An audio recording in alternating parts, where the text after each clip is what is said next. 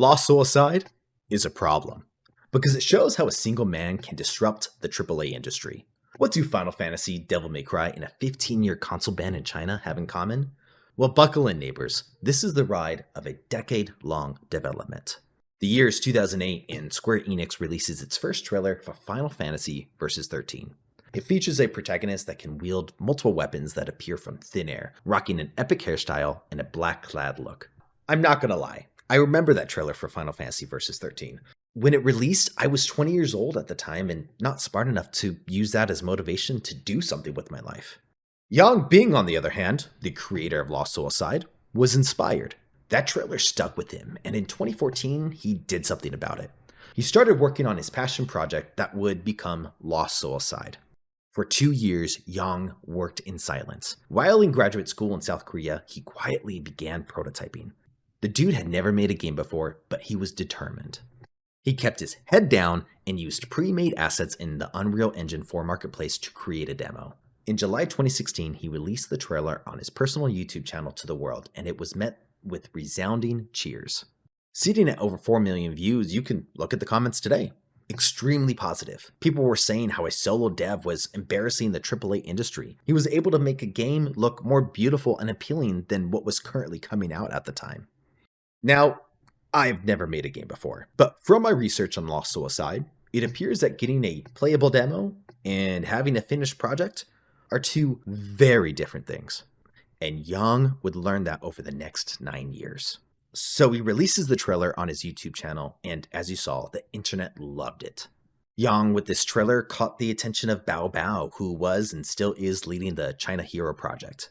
More on that in a bit. But with the positive reception, Bao, who works for Sony, reached out to Yang and offered him the opportunity of a lifetime. Have Sony back him and make Lost Suicide a reality. And in October 2016, 3 months after Yang released his trailer to the world, Sony formally invited Yang to make his dream a reality with their backing. So how did this come to be? When is a big corporation like Sony reaching out to new solo indie devs to say, hey man, you want to come make that game with us? Well, we need to rewind even further to get the context that led to Sony inviting Yang to develop Lost Suicide.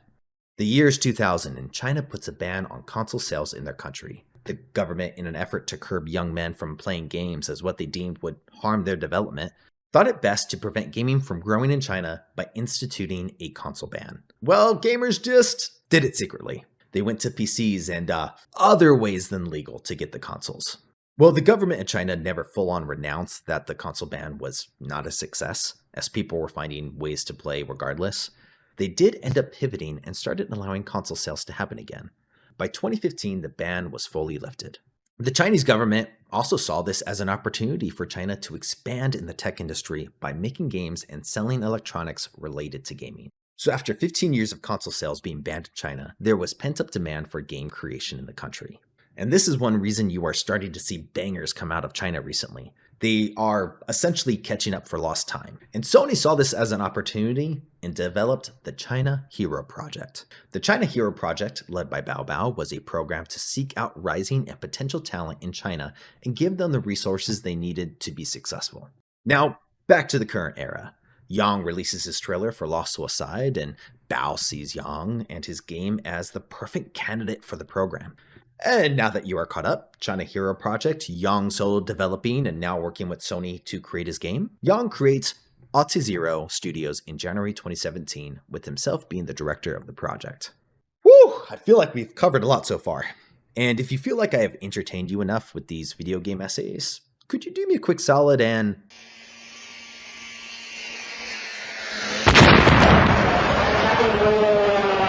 back to the video. A lot has changed for Yang in half a year. In that time of releasing his trailer, he has now signed up with Sony and is moving back to China from South Korea to work on his dream project that started as just a passion project based off of cool anime-style combat and sweet hairstyles. Now remember, this is his first project. Dude went from being in graduate school to developing a AAA title on his first game. Talk about neck-breaking. I couldn't imagine being in his shoes at the moment. While super cool, quite intimidating.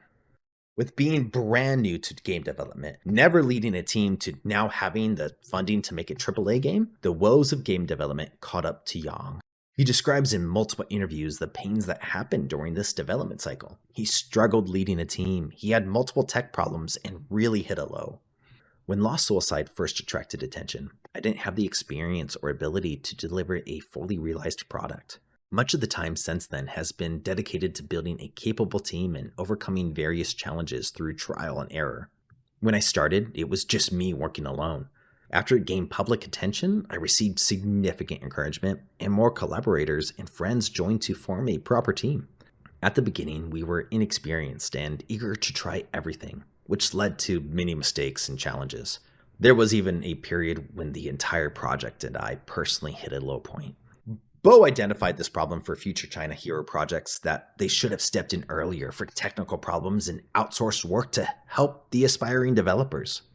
If a project encounters technical challenges, we now bring in external experts to review and mitigate risks. In the past, we might have hesitated to invest in this level of support, but now it has become a priority.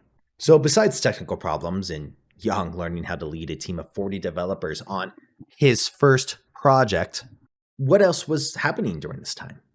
Well, besides Final Fantasy Versus XIII, that would eventually become 15, the other game that really inspired Lost Suicide was, without a doubt, Devil May Cry. You can see this plainly in the combat style. It was really important to Yang that combat felt instantaneous and fluid. As he put it in an interview, "My goal was simple: make combat so fluid, fast, and stylish that you never want to put the controller down." They spend a lot of time making sure combat felt right, and I appreciate that. I'm a huge DMC fan, and I enjoy combat that feels very intuitive.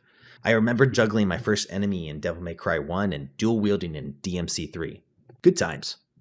In addition to the enormous amount of time spent on combat, Yang also wanted to flesh out the story of the main protagonist, Kazer, and his dragon companion, Arena.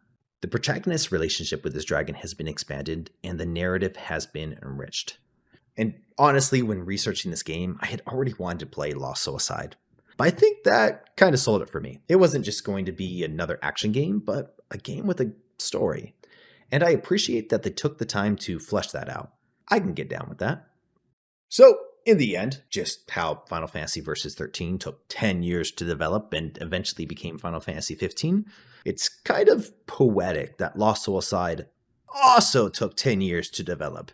The game that inspired it took about the same amount of time. Who knew? So, if you were one of the few to watch the trailer back in 2016 and go, "What happened to this game? Did it fall off a cliff or something?" Well, that happened. It was the story of a new dev that had never developed a game before, let alone a full-fledged AAA title, and the struggles that come along with it.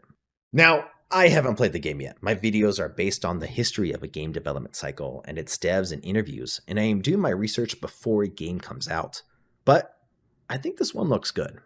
Think of this as an indie title that got supercharged with AAA money thanks to Sony. Thanks, Sony. I know I appreciate that.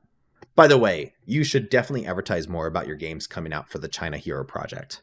Most people don't know about the titles coming out of them, and some of them are looking really good. Now, in the end, Yang did get lucky, but he also didn't sit on his butt. If you are watching this and wanting to start making a game, do it. The tools to make games have never been more accessible. You could be the next Schedule 1 or Balatro. Those aren't AAA games, but they are sweeping the gaming landscape. And that's why Lost Suicide is a problem. It's showing that anyone can disrupt the industry. You watching this can. In the end, I do hope Lost Suicide is good. Hell, it's inspired by my favorite game series. But I want this to be a defining moment for everyone. Even if it's not a commercial success, it still has proven one thing. A single person with hard work can still break through in the gaming industry. For the 30% of you who made it to the end, I hope you enjoyed the video. I hope it was entertaining, and if you'd like to see more videos on this, please like and subscribe. I hope you have a great week. I'll see you next week, and don't forget to go beyond!